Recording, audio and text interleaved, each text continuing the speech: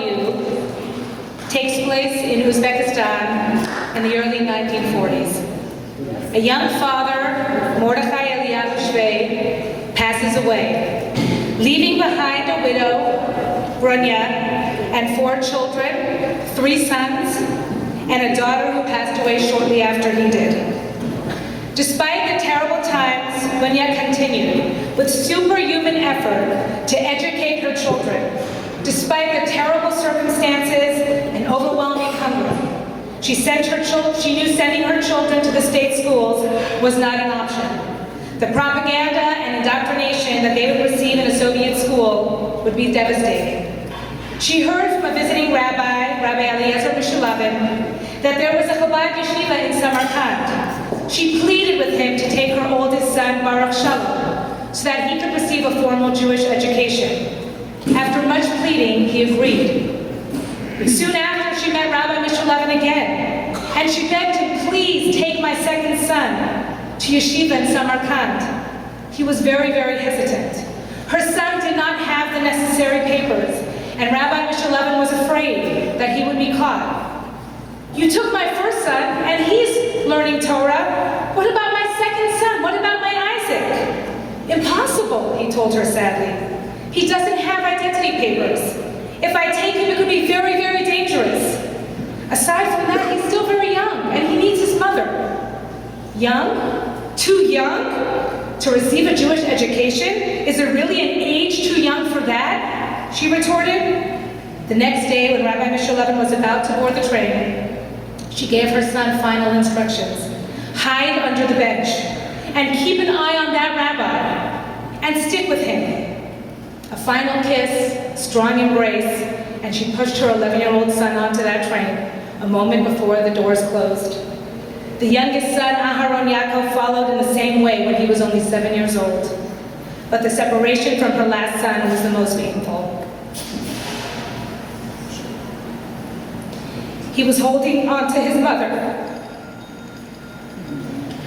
and sobbing uncontrollably. She promised him, as she promised the others, that she would come and visit. And with tears streaming down her face and tears streaming down his, she sent him off. It took much longer than she expected to earn enough money and to acquire the necessary papers to go and travel to Samarkand. When she finally pulled up to the train station in Samarkand, she realized that she didn't even have the address to the yeshiva where the boys were studying. Samarkand was a large city. There was no way she was going to find that school. But as she nervously exited the train, lugging her heavy suitcase behind her, she heard a voice calling, "Mommy, Mommy!" She could not believe her eyes. It was her son Isaac. "How did you know I was coming today?" she asked. "I didn't," he replied. "You promised you would come, and I knew you would keep your word.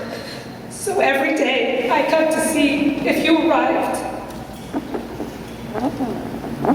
Even after the war, when her sons got older, her devotion towards their education knew no bounds.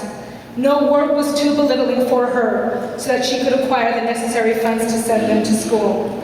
And it's no wonder that each of her 3 sons grew to be leading rabbis in the United States and in Canada. The mother in our story has something and shares something with all of us. Beginning with our forefather Abraham, who established a house of study in the desert so that people traveling could have a place to be educated. We all have that same spark inside of us, a small little piece of Abraham. And that spark ignites within us a desire to fulfill the same goals that he did, to set out, to sacrifice, and reach and teach our children the value of our traditions and to provide for them an education based on the teachings of the Torah. But what happens when a family cannot afford to send their child to a Hebrew school? What happens when a mother reaches out to Rabbi in desperate need of support? She wants to send her children, but she cannot afford it. Who is going to take the responsibility of those children's education? We will. We as a community have the responsibility and the important opportunity tonight to ensure that each child in our community has a home and a place to study, and a place to call their home where they feel comfortable to further their Jewish education. So tonight, you're going to see a card on your table. The card specifies specific amounts, and you can indicate how you are willing to contribute and sponsor. You can choose to sponsor a week, a month, a year of Jewish education for a child that is in need. You can choose to do multiple weeks. You can choose to do a year. I know that each of you have it inside of your heart to help us achieve our goal. Tonight we want to raise $3,600. Last year we doubled what we anticipated to collect, and I know that each of you can help the children of our tomorrow.